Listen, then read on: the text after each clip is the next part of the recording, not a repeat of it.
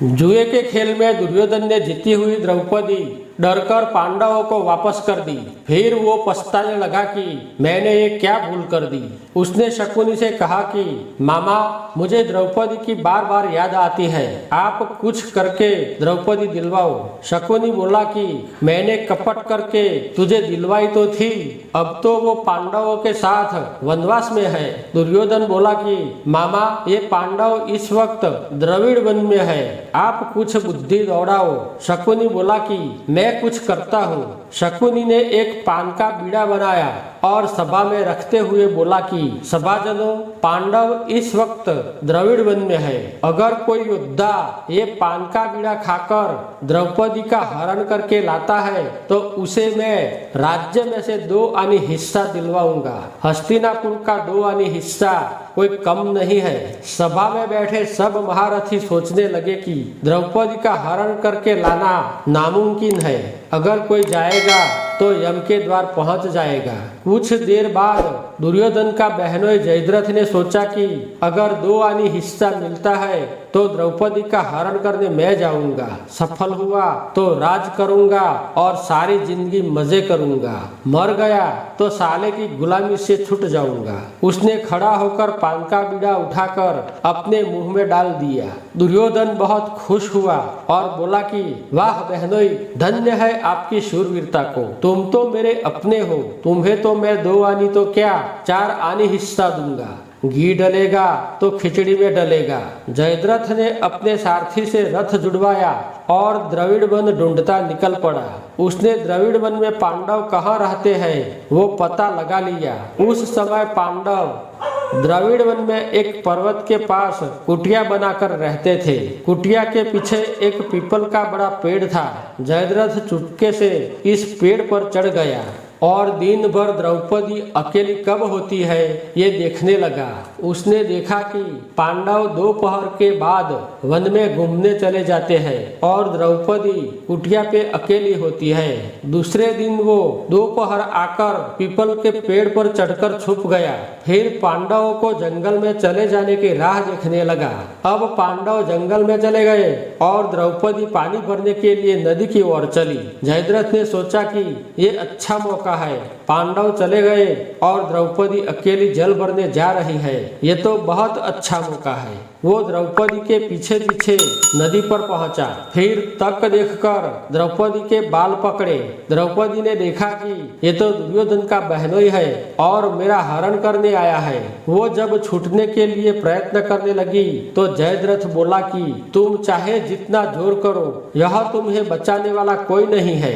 द्रौपदी जयद्रथ को धक्का मारकर बचाओ बचाओ ऐसी चीखें पाड़ने लगी। भीमसेन बड़ा चालाक था। वो जंगल में घूमने जरूर जाता था, लेकिन द्रौपदी की आसपास ही रहता था, क्योंकि वो जानता था कि दुष्ट दुर्योधन कभी भी कुछ भी कर सकता है। जयद्रथ द्रौपदी को अपने कंधे पर उठाकर दौड़ने लगा। द्रौपदी भगवान श्री कृष्ण को प्रार्थना करने लगी कि हे प्रभु, मैंने ऐसा क्या पाप किया है कि मुझे बार बार दुख मिलता है। अखिल ब्रह्मांड के नाथ श्री कृष्ण ने भीमसेन को प्यास लगने का एहसास करवाया। भीम का गला सूखने लगा तो वो नदी की ओर पानी पीने चला। जाते जाते उसने द्रौपदी को उठाकर भागता जयद्रथ को देखा। उसने पहले नदी में से पानी पिया, फिर जयद्रथ के पीछे भागा। जयद्रथ को अपनी बनी बनाई बाजी बिगड़ती लगी। उसने धनुष बाण से नागपाश बाण मारकर भीमसेन को बांध दिया, फिर द्रौपदी को उठाकर भागा। भीम ने जोर से गर्जना करके अर्जुन को पुकारा। अर्जुन भीमसेन का आवाज सुनकर सोचने लगा कि भीम भैया कुछ मुसीबत में है। वो बिना देर किए भीमसेन की मदद के लिए दौड़े। अर्जुन ने देखा कि कोई द्रौपदी को लेकर भाग रहा है और भीम भैया को नागपाश से बंधा है। भीमसेन बोला कि अर्जुन पहले मुझे छोड़ो। अर्जुन ने गरुडास्त्र बाण मारकर भीम को छोड़ दिया। भीम जयद्रथ के पीछे भागने लगा। वो रथ में बैठे, उससे पहले अर्जुन जी ने चपलता से नागपाश बाण मारकर जयद्रथ को बंधक बनाया। भीमसेन ने दौड़कर जयद्रथ को गले से पकड़ा, फिर लाते, ढूंसे और कौड़ी का मार मारने लगा।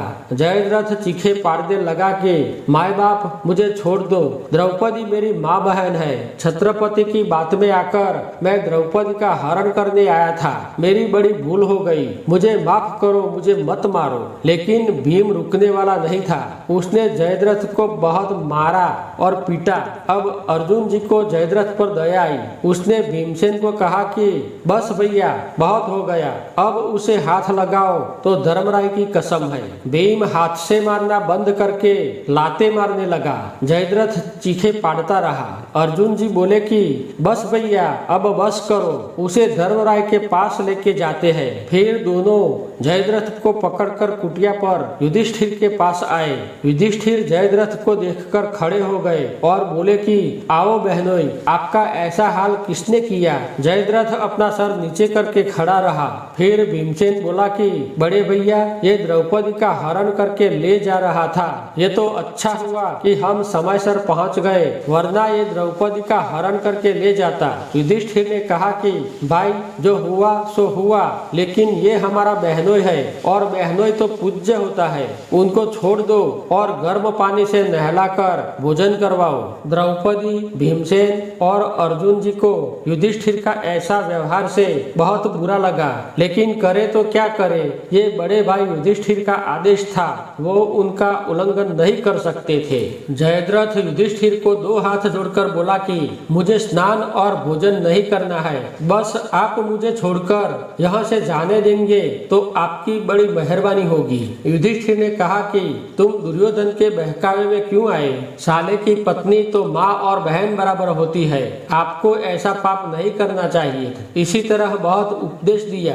जयद्रथ कौप रहा था, वो छूटना चाहता था, उसे युधिष्ठिर ने छुड़वाया कि तुरंत वो झड़प से चलने लगा। भीम ने सोचा कि धर्मराय ने उस दुष्ट को कुछ शिक्षा नहीं की, मैं उसके पीछे पीछे जाऊं और थोड़ा पिट कर आऊं, और जयद्रथ के पीछे पीछे चलने लगा। जयद्रथ ने भीमसेन को पीछे पीछे आता देखा तो युधिष्ठिर को हाथ जोड़कर बोला कि धर्मराय, आप भीम भैया को वापस बुला लो, मुझे बहुत डर लगता है। युधिष्ठिर ने भीमसेन को वापस बुलाया तो जयद्रथ दौड़ता हुआ भागने लगा और जाकर अपने रथ पर बैठकर सारथी को रथ दौड़ाने का हुक्म किया। वो मन ही मन बबड़ने लगा कि भीम और अर्जुन ने मेरी बनी बनाई बाजी बिगाड़ दी। फिर सारथी को रथ झड़प से दौड़ाने का आदेश दिया। मित्रों, आज का वीडियो कैसा लगा कमेंट करके जरूर बताना। वीडियो को लाइक और शेयर करके चैनल को सब्सक्राइब करना ना भूले।